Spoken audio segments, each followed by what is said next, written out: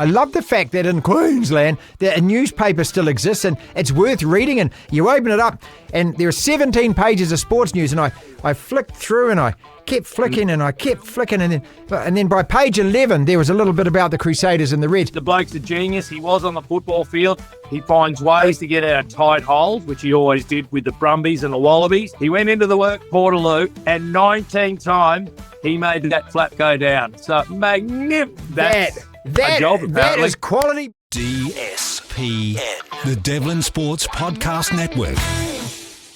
He joins us every Thursday. He's our best mate in Oz, Greg Marto Martin, and had a week off over at your place, mate. Thank you for the hospitality. I didn't realise when I was up in Cairns, I was singing, I said to my partner, I said, we should just go and pop in and see Marto. 1,600 bloody K away, mate, is Brisbane. Mate, it's another world.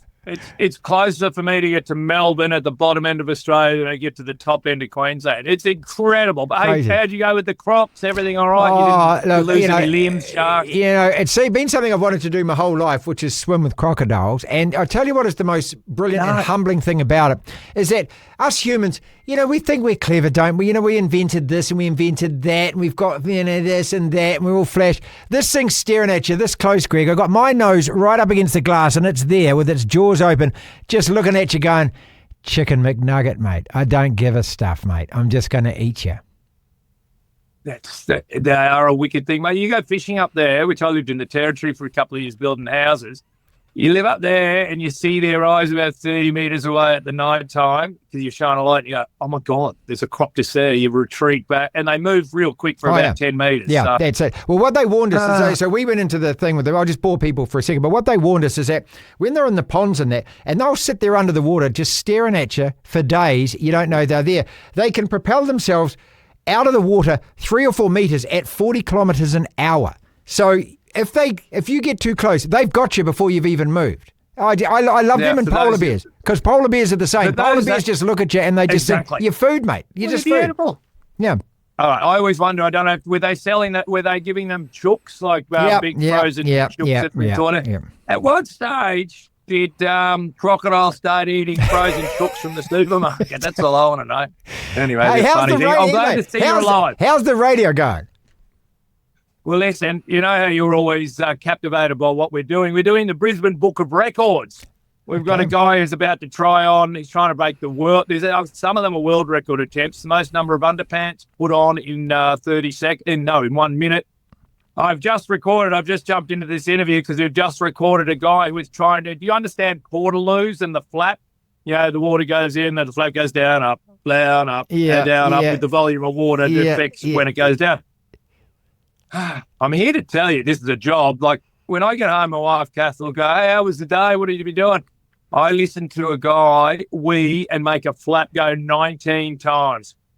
So for any of your listeners who work on building sites with Portaloos, he hadn't had a wee since he went to bed last night. He was jumping around. He said one leg to the other, waiting for us to call.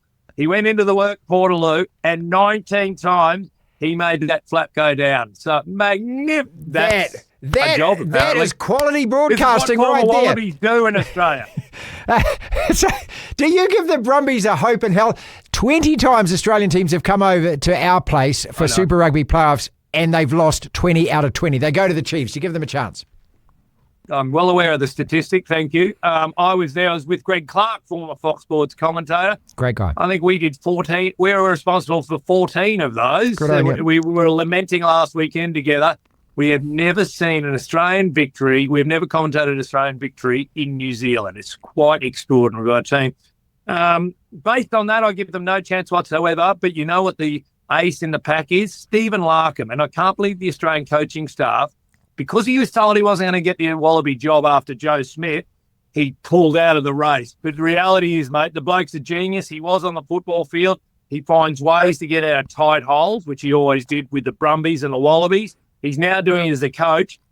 I don't think we should beat the Chiefs, but if anyone's going to engineer a victory, it'll be him, mate. And I'll tell you what, the Brumbies look quite good. For them to hang on against the Canes last weekend, it was pretty solid. What's so sad, though, what's so sad is you just called them we. The Brumbies? Yeah, mate. And this we've got to stay together as a nation. Okay. All right. Their Crusaders. only chance. Crusaders Blues. Who's winning that one? The Blues are just sitting there going, hey, we got nothing to lose here. You've won 30 in a row at home. Right. We got nothing here. Jeez, the Crusaders looked awesome. I know the Reds weren't very good, but Crusaders were awesome. So, yeah, Crusaders will win that because of who they are. And then they'll play the Brumbies next week. Yeah, One of the things that I did do, and I was telling Lachlan about this, and he just, every time I bring it up, he says, I don't want to talk about it. I picked up a Courier Mail. I love the fact that in Queensland, that a newspaper still exists, and it's worth reading, and you open it up, and there are 17 pages of sports news, and I flicked through, and I kept flicking, and then by page 11, there was a little bit about the Crusaders and the Reds, but the first 9 pages were all Broncos stories about everything going wrong with the Broncos, and then you win again. It's incredible. I keep telling you about this, the bias towards rugby league in this joint. And don't forget, there's also the Lions. They are the defending AFL champions. Yep. So they get a little bit. Broncos get everything. Reds get bugger all. And then, of course, there's Origin at the moment. Can you imagine? And we're 6 days, 5 days out, whatever it is from Origin. It just dominates our newspapers. And on the back end of that, don't you have newspapers in New Zealand anymore? Not really, mate. They're for old people. Wow. I know. I liked it. You go to a coffee shop, you get your coffee, and there's a newspaper. You sit down and you pick up a newspaper. I mean, there's a couple here I wipe my bum with, but I don't read them. But I mean, you actually read. Yeah. Look, I loved it. Okay, Origin next Wednesday. I mean, do you honestly give yourself a chance in that? What is more chance? Okay, what is more chance of happening? Queensland square the series, or the Brumbies beat the Chiefs? What is more chance of happening?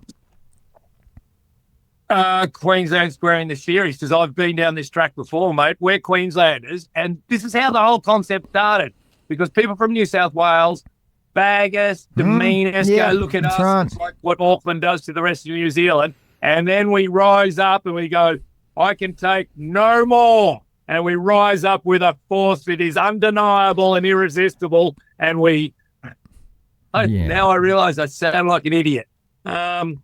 It's happened before, mate. And the last time we had a larrikin leader, we just put Cameron Munster, all the allegations and the rehab and the drugs and the sex with politicians, all those stories, he's now become our leader. The last time we had a larrikin leader was Alan Langer, and he went all right.